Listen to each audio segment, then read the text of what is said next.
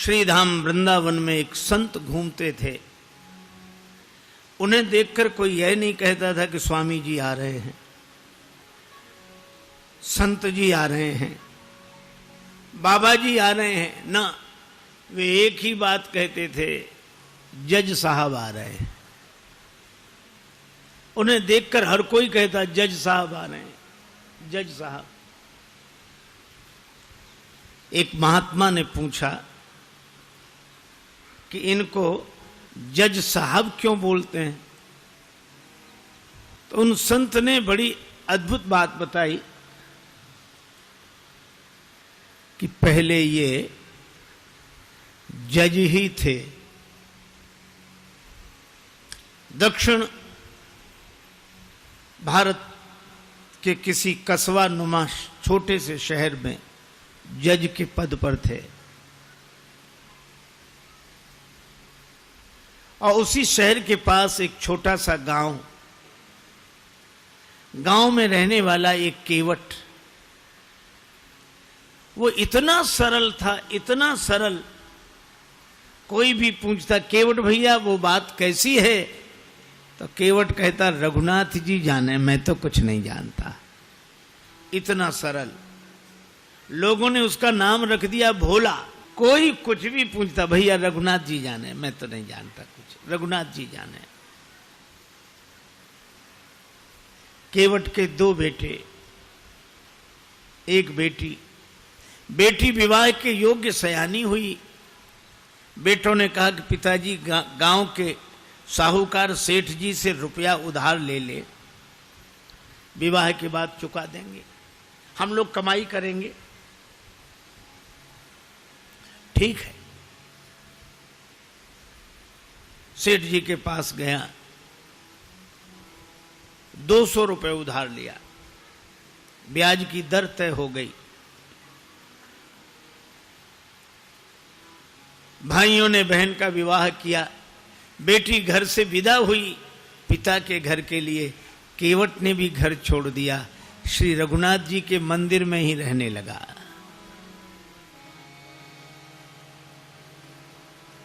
बस उसको तो रघुनाथ जी ही सब कुछ। जाऊं कहाँ तजी चरण तुम्हारे, जाऊं कहाँ तजी चरण तुम्हारे, जाऊं कहाँ तजी चरण तुम्हारे, जाऊं कहाँ तज चरण तुम्हारे। काको नाम पतित पावन जग, काको नाम पतित पावन जग, केही अति दीन प्यारे।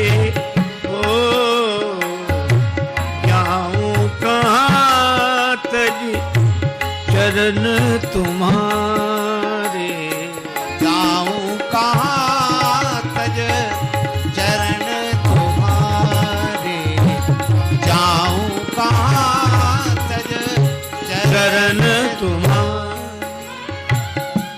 मंदिर में रहता, झाड़ू लगाता, रघुनाथ जी का दर्शन करता,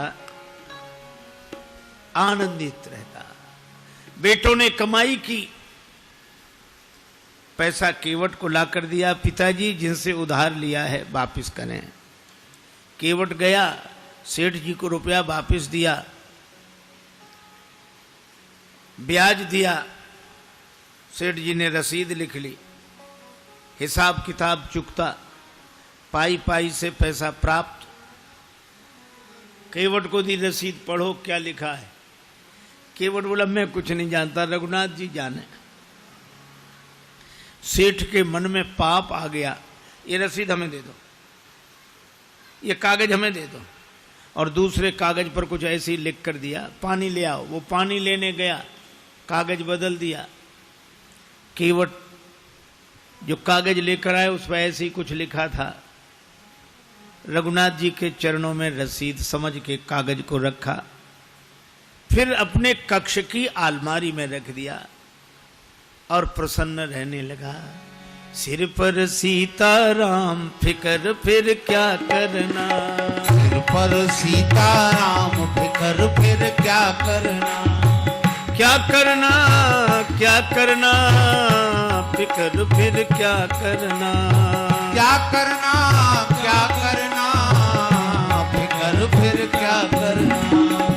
सिर पर सीताराम फिकर फिर क्या करना, सिर पर सीताराम फिकर फिर क्या करना। तेरे बिगड़े बनेंगे काम फिकर फिर क्या करना, फिर बिगड़े बनेंगे काम फिकर फिर क्या करना। पितु रघुवर श्री जानकी मैया, पितु रघुवर श्री जानकी मैया, फिर क्यों परेशान हो भैया, फिर क्यों परेशान हो भैया।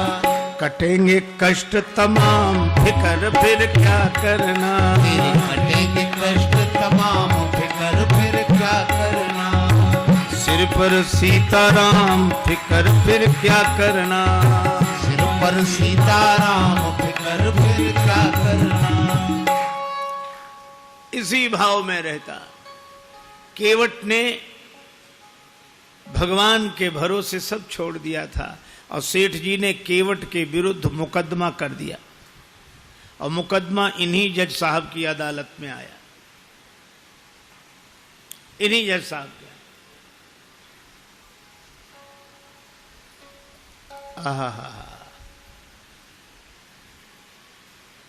तारीख पर केवट उपस्थित हुआ। जज साहब ने कहा, केवट तुमने सेठ जी से रुपया उधार लिया था? हाँ हुजूर, लिया था।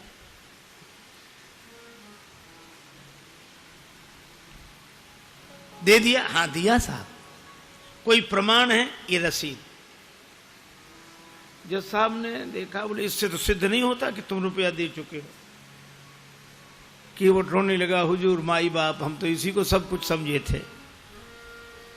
जज साहब को दया लगी, अच्छा रो मत, तुम ये बताओ जब तुमने सेठ जी को रुपया वापस दिया तब तुम्हारे और सेठ जी के बीच में कोई और था? केवट उसी सहजता में बोला कि हमारे और सेठ जी के बीच में उस समय सिवा रघुनाथ जी के कोई नहीं था। उसने लिया रघुनाथ जी का नाम और जज साहब ने समझा रघुनाथ जी इनके गांव के रहने वाले कोई सज्जन होंगे। अच्छा तुम जाओ, अगली तारीख को आना। जज साहब ने अपने खर्चे से सम्मन जारी कर दिया रघुनाथ जी के नाम। अब चपरासी पूरे गांव में घूमे, मजे की बात, रघुनाथ जी नाम का कोई आदमी नहीं था वहां। किसी ने कहा रघुनाथ जी का मंदिर जरूर है। चपरासी बोला वही बताओ। मंदिर पर गया, पुजारी जी बाहर बैठे सीताराम सीताराम सीताराम सीताराम सीताराम कर रहे थे और जो चपरासी ने देखा, पुजारी जी से बोला रघुनाथ जी का मंदिर यही है? पुजारी जी बोले हाँ। तो ले लो। अब पुजारी जी ने जो देखा कि सम्मन, मन में सोचने लगे जब भगवान ने मंगा ही लिया है तो हम वापस काहे को करें। हस्ताक्षर पुजारी जी ने कर दिए। चपरासी समझा कि यही रघुनाथ जी हैं और सम्मन रघुनाथ जी के चरणों में रखते हुए पुजारी जी ने कहा कि वाह प्रभु क्या लीला है, भक्त जो न कराएं सो थोड़ा। आपके लिए मुकुट कई बार आया, पोशाक कई बार आई, हार कई बार आए, अरे पैजनी करधनी कई बार आई होगी, लेकिन सम्मन पहली ही बार आया होगा।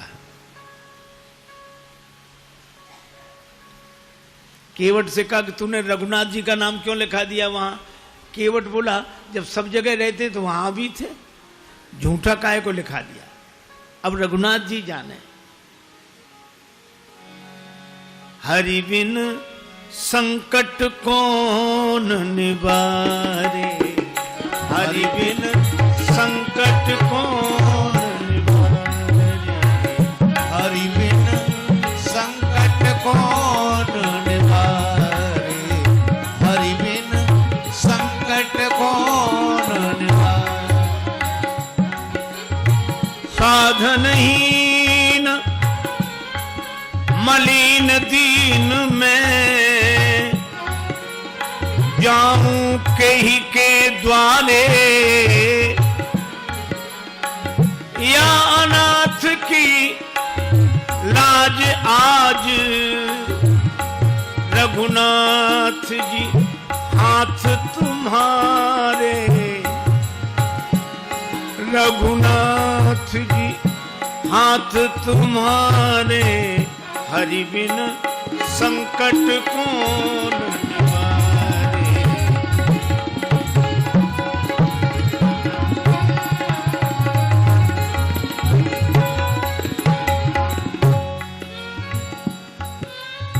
एक ही भरोसा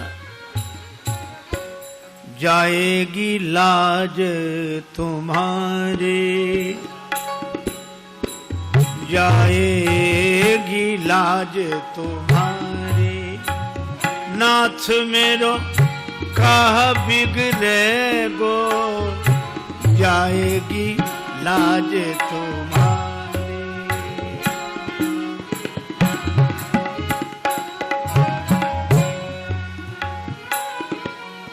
दीन दयालु सुने जब ते तब ते मन में कछु ऐसी बसी है जाऊं टेरूं कहां और जाऊं कहां बस तेरे ही नाम की फेंट कसी है।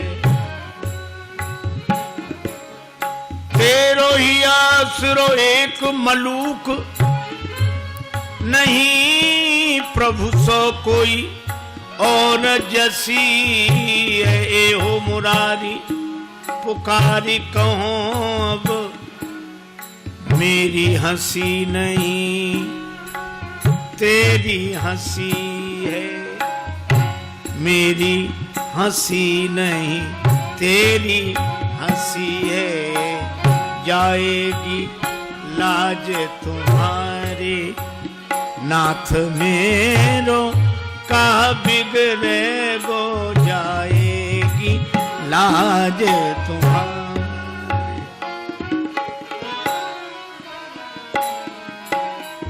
वह निश्चिंत रहता है। अब राम जी जाने मंदिर में झाड़ू लगाए तो रघुनाथ जी की तरफ देखे बर्तन मांजे तो रघुनाथ जी की तरफ देखे जीवन ऐसा बस राम जी के चरणों में समर्पित। तारीख के एक दिन पहले पुजारी जी ने कहा केवट तुम जाओ अदालत में ताकि समय से पहुंच जाओ। अब रही रघुनाथ जी के मन की तो रघुनाथ जी जाने। केवट तो प्रणाम करके चला गया। दूसरे दिन सवेरे सवेरे पुजारी जी आज जल्दी जागे स्नान किया भगवान को स्नान कराया नई पोशाक पहनाई बड़ी जल्दी कुछ बनाकर भगवान को भोग लगाया। सोच रहे थे आज भगवान को पहली बार बाहर जाना है कपड़े अच्छे होने चाहिए कुछ खा पी के जाएंगे तो भूखे नहीं रहेंगे। लेकिन आंखों में आंसू भरकर यही कहते जाइए जरूर उसका आपके अलावा और कोई नहीं है। आंसू भरकर पुजारी जी प्रार्थना कर रहे। उधर केवट पहुंचा अदालत में। जज साहब ने कहा केवट तुम्हारे गवाह कहां हैं? केवट बोला हुजूर वो तो सब जगह रहते हैं यहीं कहीं होंगे यहीं कहीं होंगे। बुलवाओ। चपरासी को आदेश हुआ। चपरासी ने कहा रघुनाथ हाजिर हैं रघुनाथ हाजिर हैं रघुनाथ हाजिर हैं रघुनाथ हाजिर हैं हाजिर हैं ऐसे 3 नारे जो लगाए हैं तो क्या देखा चाल लटपटी सी एक वृद्ध की झुकी सी देह। लड़खड़ाते हुए एक बूढ़ा आदमी लाठी टेकते हुए आ रहा है वहीं से इशारा कर रहा है कि आ रहा हूं। चाल लटपटी सी एक वृद्ध की झुकी सी देह दुपटी फटी सी शीस बांधे धर धाये हैं हाथ माह छड़ी पड़ी तुलसी की ही ये माल, माथे पर रोरी चारु चंदन चढ़ाए हैं, साहब के सामने विनीत चपरासी साथ, आज रघुनाथ जो गवाह बने आए। साहब के सामने विनीत चपरासी साथ, आज रघुनाथ जी गवाह बने आए। केवट ने प्रणाम कर लिया। सेठ जी चौंके कि ये कौन? जज साहब ने कहा रघुनाथ जी आपका ही नाम है? जी। केवट ने रुपया वापिस कर दिया? हाँ। कोई प्रमाण है? सेठ जी ने खुद रसीद लिख ली थी। बेईमानी आ गई मन में, दी नहीं केवट को। सेठ जी को यहीं रखा जाए, इनकी बैठक में रखा हुआ रजिस्टर मंगाया जाए, उस रजिस्टर में वो रसीद अब तक सुरक्षित है। सर्वांतरयामी भगवान से क्या छिप सकता था? चपरासी को भेजा गया, रजिस्टर मंगाया गया और रसीद मिल गई। सेठ जी दंडित हुए, केवट भाई जित बरी हुआ। गवाह महाराज तो चले ही गए थे। अपने चैम्बर में जज साहब ने केवट को बुलाया। केवट एक बात पूछे? हाँ पूछिए हुजूर। ये रघुनाथ जी कहां रहते हैं? केवट ने कहा हुजूर यहां हम रहते हैं। तो तुम कहां रहते हो? कहां जा रघुनाथ जी रहते हैं। तो तुम दोनों एक ही गांव के रहने वाले हो? अरे गांव एक ही जगह के, एक ही जगह के। कौन है ये तुम्हारे गांव के? अरे सरकार, पढ़े लिखे लोगों को समझाना मुश्किल होता है। अरे ये वो हैं जिनका मंदिर है। मंदिर के पुजारी तो लग नहीं रहे थे, और मंदिर इन्होंने बनवाया हो ऐसी हैसियत नहीं दिख रही थी। केवट ने कहा हुजूर ये वही हैं जो मंदिर में बैठे हुए हैं। जय हो जय हो। मंदिर में विराजमान है ये। अब जज साहब चौंके, चपरासी को बुलाया। चपरासी कांप रहा था। हुजूर जिस आदमी ने हस्ताक्षर किए थे वो ये नहीं था। जब सारा रहस्य पता लगा तो जज साहब रोने लगे। रोते रोते बंगले पर गए। लोगों ने पूछा क्या बात है, रो क्यों रहे हो? तो उन्होंने यही कहा, शुक सारद नारद शेष गणेश, सुख सारद नारद शेष गणेश, के नहीं ध्यान में आते रहे, सोई आज विनीत अदालत में, केवटा के गवाह कहाते रहे।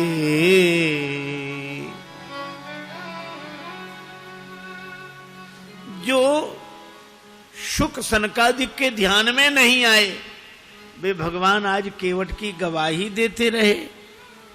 तो किसी ने कहा कि आप रोते क्यों हैं, खुश होना चाहिए। और गए तो दुख क्या, वे तो जाते ही।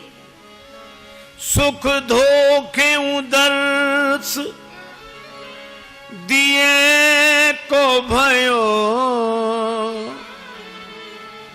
दुख नाहिन जो तज जाते रहे। दुख तो केवल एक बात का है, बड़ी बेअदबी हो गई आज उनके विरुद्ध। कुर्सी पे बना,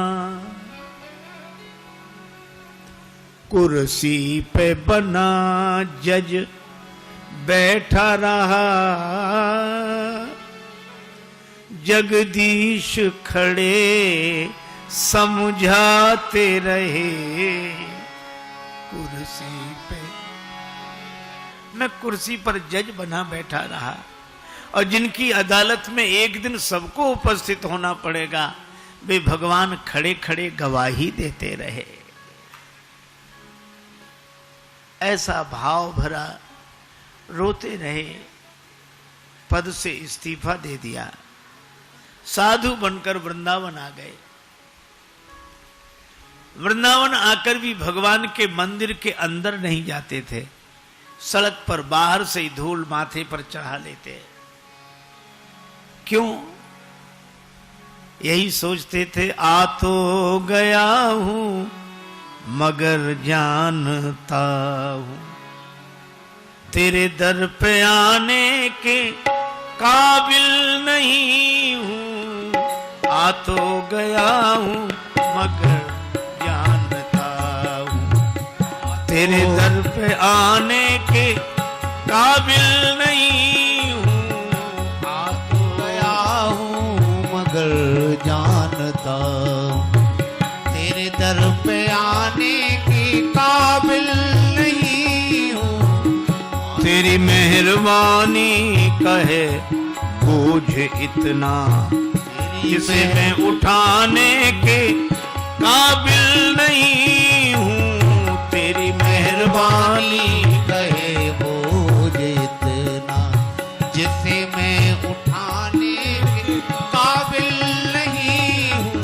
आ तो गया हूँ मगर जानता जमाने की चाहत ने मुझको भुलाया, तेरा नाम मेरी जबां पे न आया। खतावार हूँ मैं, गुनाहगार हूँ मैं, खतावार हूँ मैं, गुनाहगार हूँ मैं। तुझे मुंह दिखाने के काबिल नहीं हूँ। तुझे मुंह दिखाने के काबिल नहीं हूँ।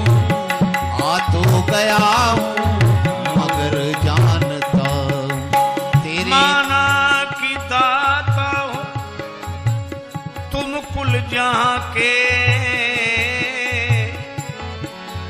मगर कैसे दामन में फैलाऊं आके।